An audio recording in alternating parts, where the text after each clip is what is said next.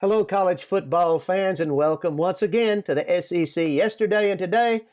I'm your host, Bert LaCroix, and this is episode 15 in our podcast series, History.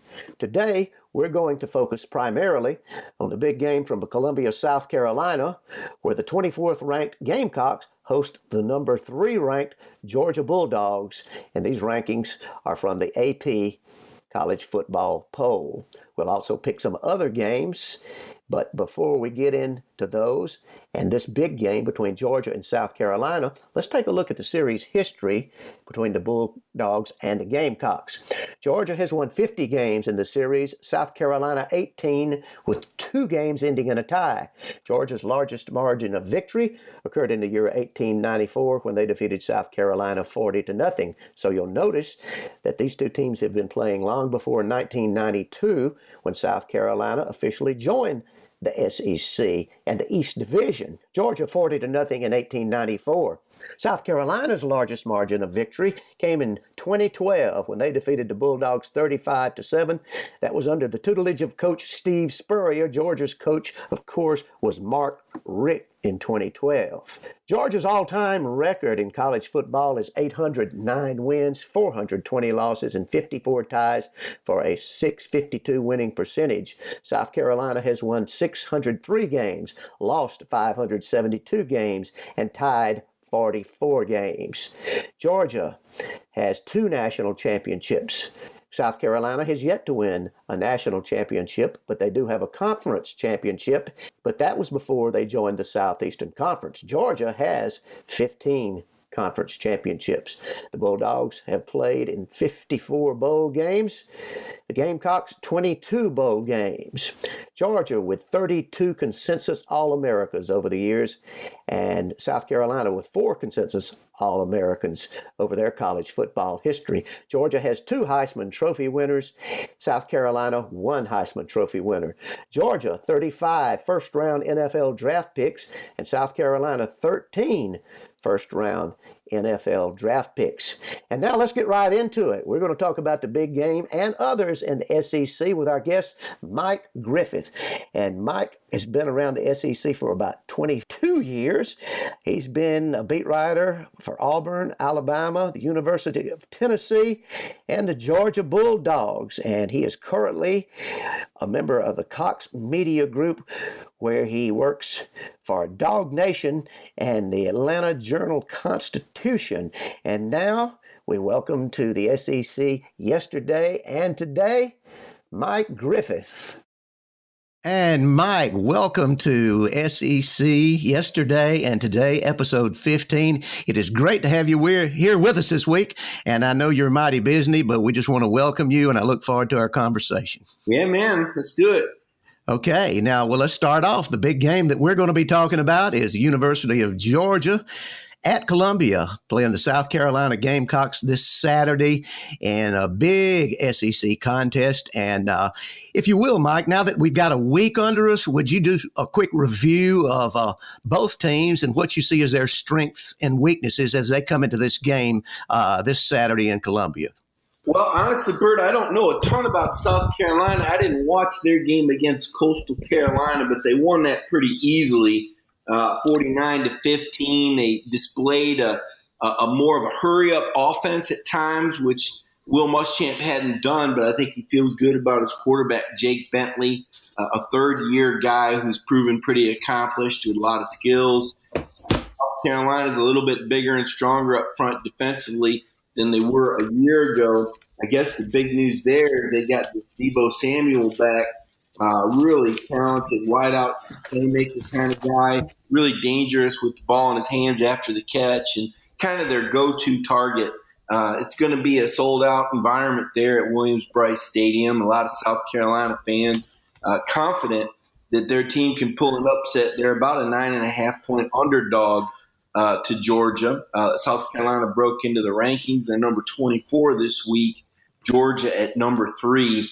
Off-season, Torrey Gurley, a former Georgia player, kind of turned some heads on the Paul Feinbaum show. He guaranteed a South Carolina win. The South Carolina players fed off that. So that's kind of the angle that South Carolina's coming from. Now, Georgia obviously lost the national championship game in heartbreaking fashion. Alabama hitting a touchdown on that 2nd and 26.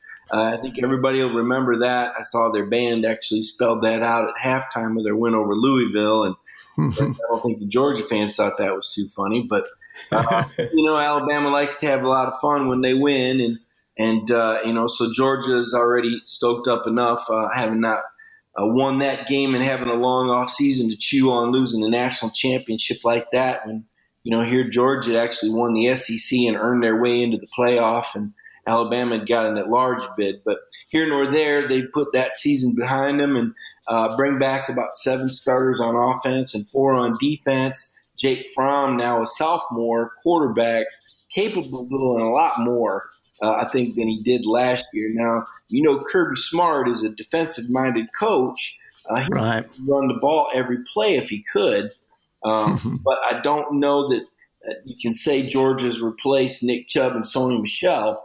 Those, of course, were the number 2 and number 3 all-time rushers in program history. So some talent back there with DeAndre Swift, Elijah Holyfield, a name I think you'll hear a lot of Saturday as well. A really talented freshman named James Cook will be suspended the opening half because of a targeting call in the second half of Georgia's season opening game. I haven't mentioned it yet because it was that forgettable. It was 45-0 win over Austin Peay, an FCS team. And Bird, it was so hot and so unbalanced of a game that the coaches agreed to shorten the fourth quarter to 10 minutes. Everybody was ready to get out of there and get on with the season. So it promises to be an intriguing matchup.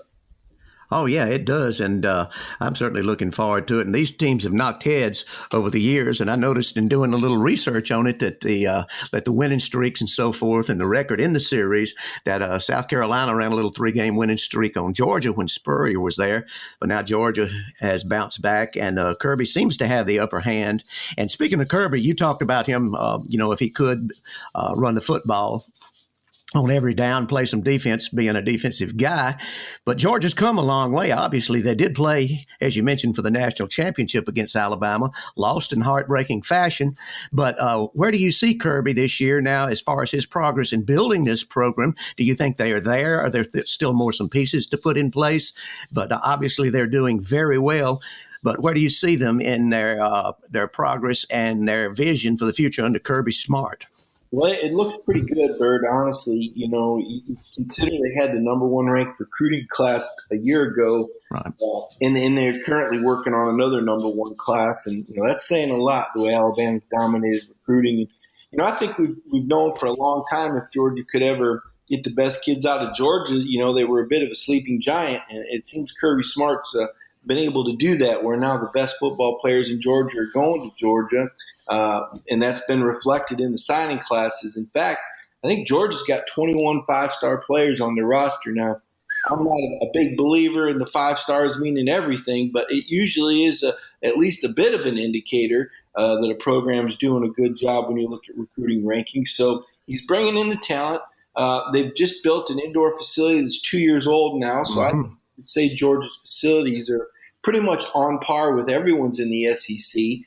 And, of course, it's year 3 for Kirby, and he's already played in a national title game, and they're projected by a lot of folks to get back to the playoff and, maybe even repeat as the SEC champions. So we'll see. They've got a difficult schedule. Of course, that Auburn game's always looming far ahead. You look at their home schedule, that's the most difficult game on the home portion of your schedule. Auburn comes to Sanford Stadium on November 10th.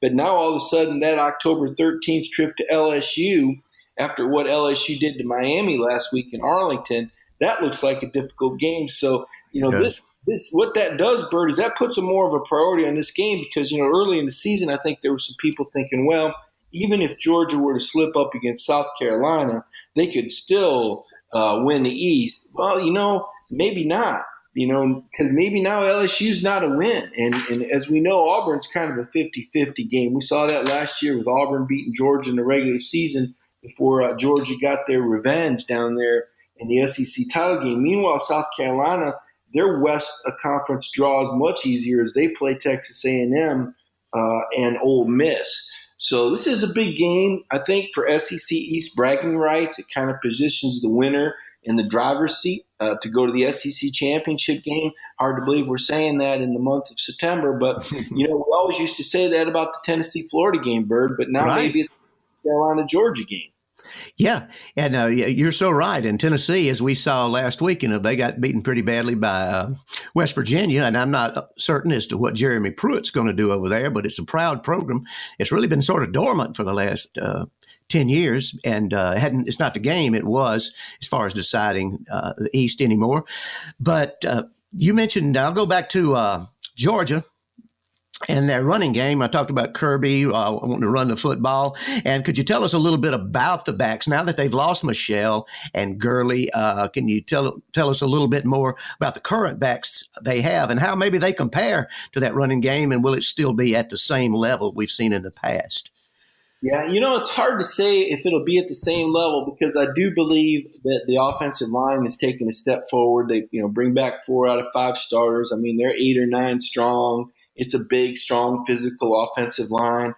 I didn't think they played particularly well against Austin Peay, but I don't know how motivated they really were for that game, to be quite honest with you. And they really weren't in there much longer than a quarter as far in terms of the starting lineup. So as far as the running backs goes, Swift is a versatile guy. He's a 250-pound guy. He's very good at catching the ball out of the backfield. He actually led the backs last year in receptions. I think now they want to see DeAndre run a little bit more between the tackles. And Elijah Holyfield's another guy that comes in about 215 pounds. Neither one of them are real big or real physical. They are able to run through some tackles. They're both fast. I think Swift is probably a little bit more of a home run hitter than Holyfield in terms of open field. I think they're both adequate backs. I'm not sure.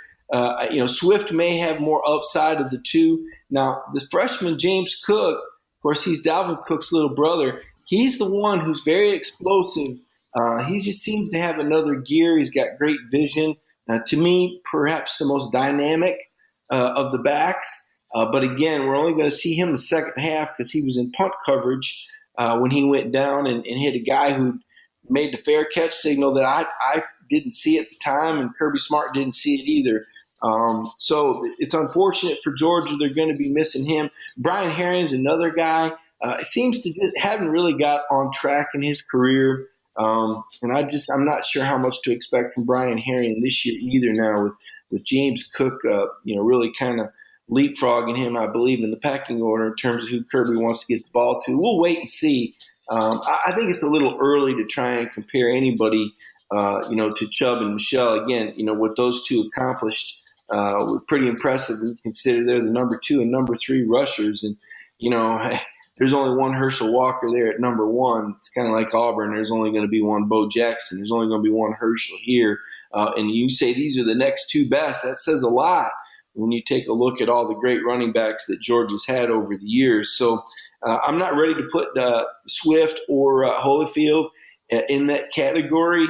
Certainly not Cook either, a true freshman. I am excited to see more from Swift, and I want to see if Cook can make an impact in the second half of this game. Oh, yeah. And now the quarterbacks? Of course, we know that Fromm's got the job. You mentioned that he'll probably be improved and can do more things. He should be. And I know he's been a great leader for Georgia so far, but he's a young guy. And then you've got Justin Fields coming in.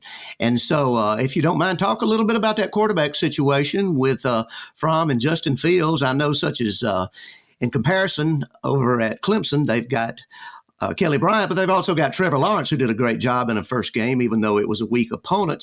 So there are people that are really anticipating Lawrence possibly even taking over at Clemson this fall. What about Fields? Is there any possibility of that, or does Fromm have it wrapped up? Yeah, well, I don't think you got it wrapped up in the college game. It's not like the NFL contract to dictate so much, it seems like. But no, Fromm's the guy because he's got the experience and because he's proven. It is a comparable situation to Clemson. Fromm is a proven commodity. He's a guy that the players believe in, and he's a guy that can do a lot with the offense in terms of calling the protections and making the right reads. And, he's been in the battles. He's had to come from behind against Oklahoma and Notre Dame on the road, played really well in the national championship game. And Fields is a talented guy, too. It's such a unique position, and that there can only be one out there. It's not like the other guy can play special teams or move around a whole lot. Especially at Georgia, these are the only two scholarship quarterbacks that Georgia has after Easton transferred to Washington earlier this year. So Georgia's got to be careful with Justin Fields in terms of his mobility is great on the one hand, but as a young quarterback, we saw it in the opener, he tends to want to take flight quickly. In fact, on 3 of his first 6 plays, Justin Fields took off running, and I know Kirby was holding his breath because if anything happens to him, suddenly Jake Fromm is the only scholarship quarterback in the back. The third teamer is a freshman, a walk-on freshman from Marietta. So, you want to bring Fields along because you know what can happen at quarterback. Certainly Kirby does with what happened with Eason last year early in the season. So you want to have 2 capable guys. Georgia's looking at this as another SEC championship season, another 15-game college football playoff season. So they want to manage these quarterbacks carefully. I think Fromm's going to be the guy for most, if not all, of this football game. This is Justin Fields' first road game. He's a true freshman. And, you don't want to be in a situation where you'd have to play him if you're behind, certainly. He's not quite as multidimensional as Jake Fromm yet, simply because he doesn't have the experience to operate the offense. I've kind of heard playing quarterback compared to flying a jet. There's a lot of controls. You need a lot of that air time before you get your pilot's license, Bird. And I'm not sure Fields got that pilot's license yet. He take the handles every now and then once you're up in the air, but I don't know how he's going to take off and land it in a storm. And so right now, Jake Fromm is that guy. I think as the year progresses, we'll see more and more from Justin Fields and certainly put Georgia in a good position, provided that the coaches manage that quarterback situation carefully, because, the last thing you want is a divided locker room. And certainly we see that even the best right now, Nick Saban's got his hands full with what's going on at Alabama. Right. And, now that we've talked about the game just a little bit, let's go ahead and do a prediction. We'll follow with some other big games in the SEC, but we'll get to the Georgia and South Carolina game right off. So I'm going to let you have it. And how do you see this game going? And who do you see coming out on top? I think Georgia will win this game. I hadn't put a score to it yet. I will for you, Bird. I'm going to go 38-21. I think Georgia pulls away in the fourth quarter of this football game. Okay, well, that my thoughts are similar to that. I was thinking South Carolina is very excited about this. I don't know about the guy calling them out and guaranteeing to win. I don't think, since Joe Namath, I don't know how that guaranteeing thing has worked out over the years for people. You got to be pretty confident, but you got to like the savvy and you got to like the swagger, and they will have the home crowd. They're going to certainly give their best effort, and I expect it to be a fight deep into the second half. But again, I agree with you. I think Georgia ultimately wins in the fourth quarter. And we'll move on down the schedule, and let's go to the next game between FBS opponents, which could work out to be a decent ball game. You've got a Colorado State team that seems to have fallen on hard times with Mike Bobo as a Georgia tie-in over there, and they're playing host to Arkansas Razorbacks under Chad Morris. What do you think about that one, Mike? That's interesting. Arkansas is an intriguing team because you expect them to bring that up-tempo offense that Chad Morris has been known for. And you got John Chavis there as the defensive coordinator. I believe it's at Colorado State, isn't it? That's right. That's right. I'm not sure what the altitude is there in Colorado. That's a factor or not. But I do think Arkansas will win that game. Colorado State, if I recall, opened the season kind of flopping against Hawaii. And even though they're at home, I think this is an Arkansas team that can beat them. I'm going to go with Arkansas 30-20. I got you. I would have thought before the season, before South Carolina did that flop, but they did lose to Missouri. And then last week, their rival Colorado came in and beat them I believe they played in Denver, actually. But I see Arkansas would not have thought that before the season started. I think Bielema left the cupboard a little bit bare in Fayetteville, but I think they can pull it out. And Morris did a fine job of trying to resurrect SMU. I think he will eventually get there with Arkansas, but I'm going to go with Arkansas as well. Maybe not a high-scoring game, something along the lines of maybe 31-21, Arkansas over Colorado State. Okay, we'll move on down the line to Gainesville, Florida, as the Gators host the Kentucky Wildcats in a game that's been very intriguing over the last few years. How do you see this one going, Mike? Well, Dan Mullen is a guy that's got the Gators believing again, and he's brought a lot of energy and excitement. And, that you expect that to happen anywhere there's a new head coach. I think we've seen that all over the SEC. We were just talking about Chad Morris there at Arkansas, and I think Dan Mullen's a really good football coach. I'm not sure what he's got at quarterback to work with, but I'll be honest with you. I've never been much of a believer in Kentucky since Hal Mumme was there. And, he was an exciting guy in the 1990s. But, Kentucky football just hasn't had the bite that I think you need to have to compete in the SEC. It's not Kentucky's fault. They're a basketball school, but that does tend to overshadow football. And I have a hard time thinking Kentucky's going to go into the swamp and get a win. So I'm going to take Florida to win that football game. Let's make it 28-17. Okay, we seem to be in sync on these things. So far, I certainly don't disagree with you. Before the season started, I thought maybe so. Benny Snell coming back. Of course, they had to find a quarterback again at Kentucky, and they're going to make some noise on offense, but the defense was woeful last year in SEC games. I think they gave up, I don't know how many, I'm afraid to say. Was it like I'll without the stats, I won't take a stab at it, but I know they had a hard time keeping people off the scoreboard. And I think ultimately Mullen, being the offensive guru he is, helps the Florida Gators take this thing, especially since it is in the swamp. All right, another intriguing road game for an SEC team. The Mississippi State goes out to play Kansas State in Manhattan, and that is a tough place to win a football game. State has been highly ranked, highly thought of, sort of a darling as far as a dark horse is in picking the SEC West. Big test for the Bulldogs this week in Manhattan, Kansas. What about it, Mike? As I recall, didn't Auburn play a game with Kansas State recently and have some trouble with it, Bird? They did. We went out there, had a lot of trouble with it, and Nick Marshall found Duke Williams late in that ball game. And those people, they talk about family out there. They are, and it's tough to win. So yeah.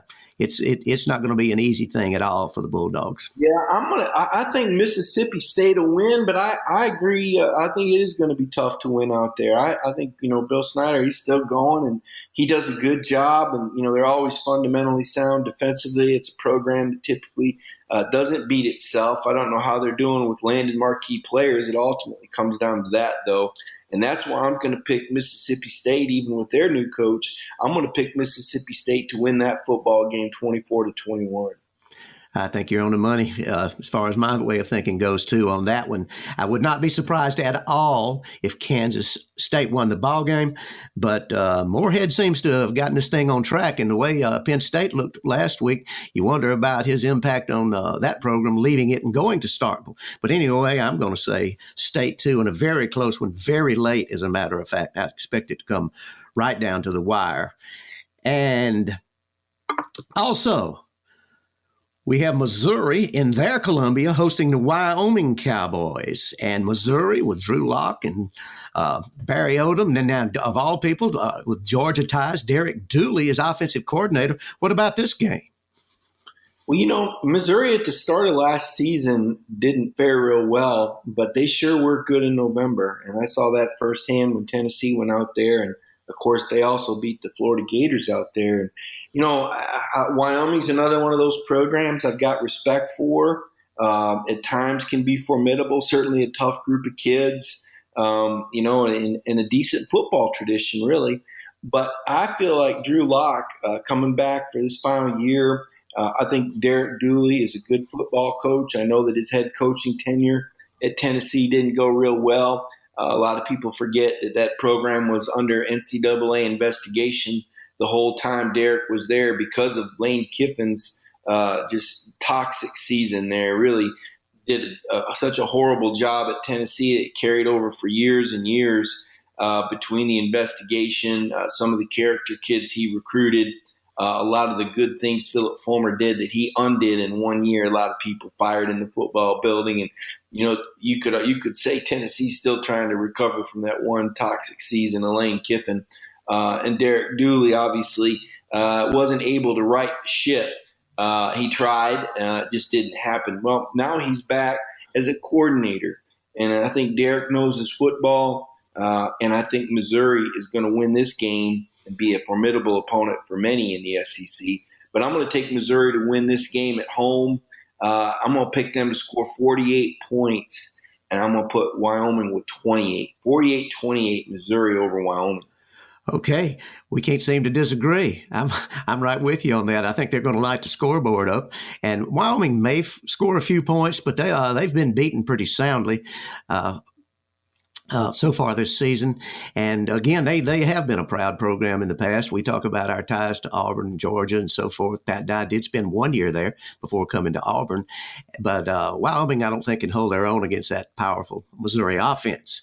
And the last game that we will talk about before we close her out, Mike, is a huge game. What is shaping up to be a big one in possibly an almost equal standard to the Georgia and South Carolina game this weekend. You've got Clemson, the number 2 team ranked in the country, according to the AP poll, going to College Station to visit Jimbo Fisher and the Texas A&M Aggies. Take it away on that one, Mike.